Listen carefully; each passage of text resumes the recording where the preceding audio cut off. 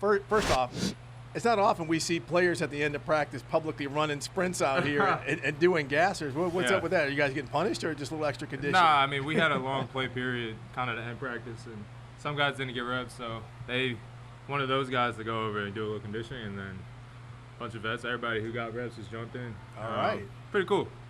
Yeah, but that's why I'm looking like this right now. Well, what about that teamwork? I mean, the culture and everything has already been established here, but now you guys are turning the page a little bit, like the vets jumping in with those guys. What about that? Yeah, I mean, once you get in this league, they say it all the time. It doesn't matter where you're drafted. It's the ultimate just humbling league association.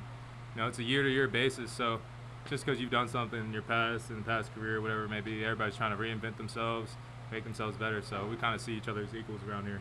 And what's kind of been the messaging this offseason, from offseason until now, the way you guys are steadily building? Yeah, it's we've had success in the past since I've been here, and last year obviously took a step back. So, it's not necessarily back to the drawing board trying to reinvent the wheel, but we understand and we appreciate the work that we have to do, and Jesse does a good job of kind of laying it all out for us and instilling confidence in us. Jesse Minter made us hay coaching DBs. Yeah. Are you noticing something that he's doing with some of the stuff him and Anthony Weaver are trying to do with the secondary that's like, okay, this is going to be pretty cool? Yeah, I can tell he has a lot of faith in us, a lot of trust in us, just by the way, our technique wants us to get up and press a lot.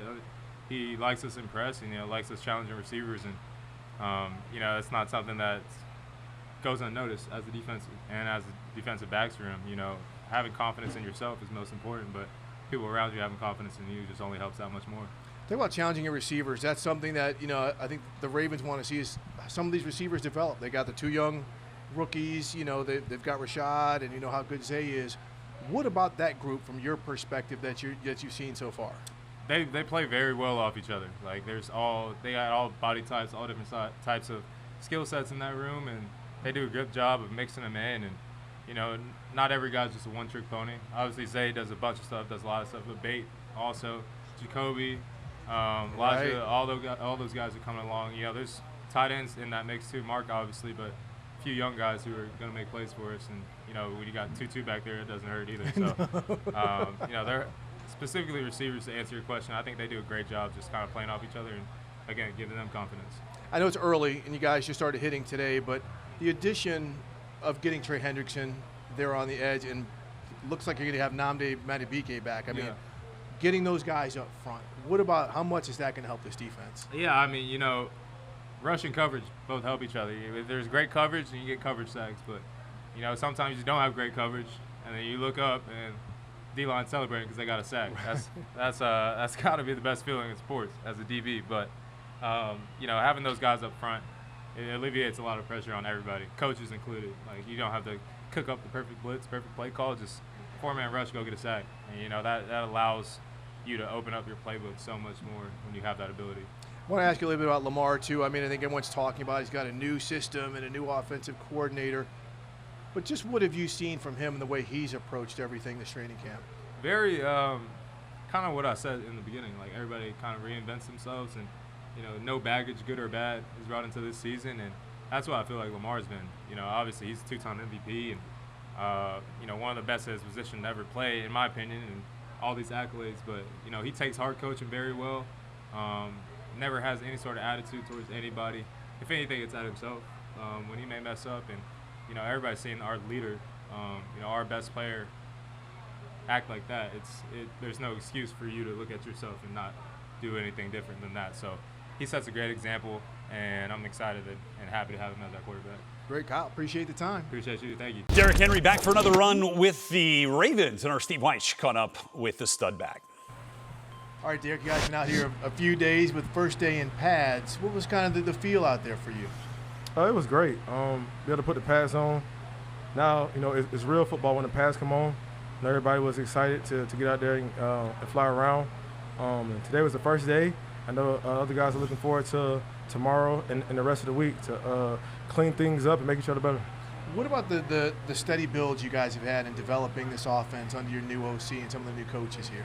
Yeah, just taking it one day at a time, learning the system, learning each other, having that accountability at the same time, and just continue to have that growth mindset of getting better every day individually and collectively. Is it a significantly different offense, be it language and some of the things you guys are trying to do at all different positions? Yeah, I mean, they brought their the style of offense that they want to run, and it's up to us to perfect it and learn it and go out there and execute when we're out there.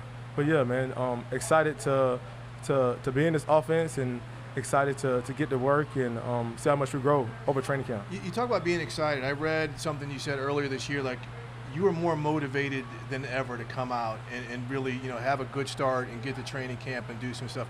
What is the cause of that motivation? Well, I just feel like, last year didn't go the way I wanted it to individually, and then, we wasn't happy how the year ended last year as a group. So just motivated from that, want to be better, wanting to play better, and getting better results, individually as a group when we're out there. But, it starts here by putting the work in and letting it translate when that time comes. And culture, Kyle Hamilton just told us something. We saw you guys running some sprints after practice, something you don't see, but he said the coach wanted some of the guys who didn't get a ton of work in to run sprints, and all the veterans and everyone decided to come in and run everything as a team. What about that camaraderie and everything you guys are putting together?